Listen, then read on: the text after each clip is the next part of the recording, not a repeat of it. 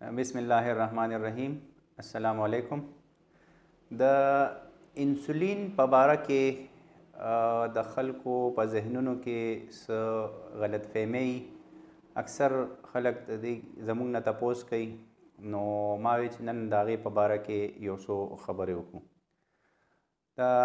کله چې یو ډاکټر یو بیمار ته د شوګر بیمار ته کله انسولین ولیکي، کله چې هغه ته د انسولین ضرورت وي، نو اکثر بیمار چې دی نو هغه ویریږي او اکثر خفم شي چې دا جوړ به زما اخري علاج دی.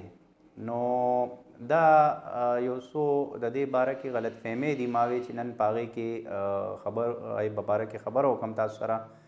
یو خو دا ده چې په پاکستان کې که نن تاسو وګورئ نو تقریبا 3 کروڑ او 30 لاکھ پورې 3 کروڑ 30 لاکھ کسان چې دي نو دا ډایبټک دي یا دي ته شوګر دی.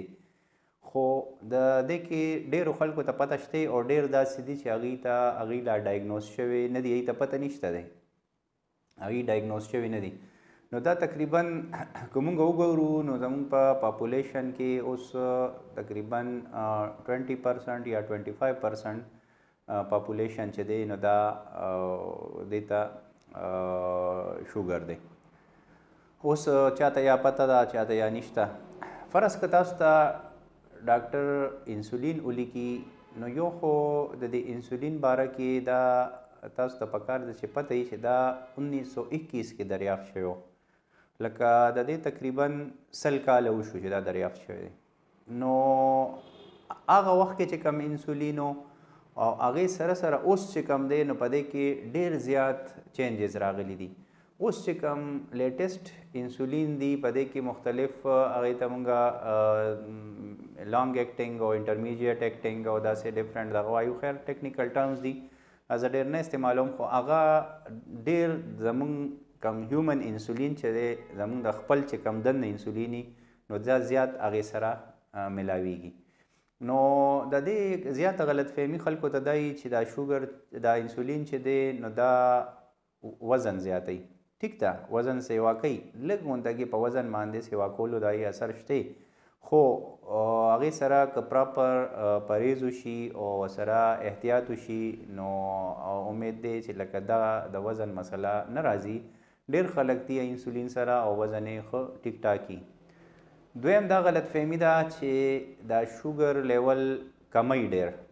نو دا خبره هم لکه څه حده پورې ټیک ده، خو هغه اکثر ستاسو په ډوز باندې ډیپینډ کوي. که فرض که ستاسو اوس د خپل دغه نه ډوز لږ زیات وي نو هغه اکثر د هغې مسله دی چې زیاتې راکم کي. نو هغه چې ستاسو کم یونټس دي څونه دي نو هغه ایډجسټ کول پکار دي ډاکټر په مشورې سره چې څونه ستاسو شوګر لیول دی او د هغې مطابق چې هغه عمره پراپر یونټ تاسو لګوئ نو دا به کنټرول وي.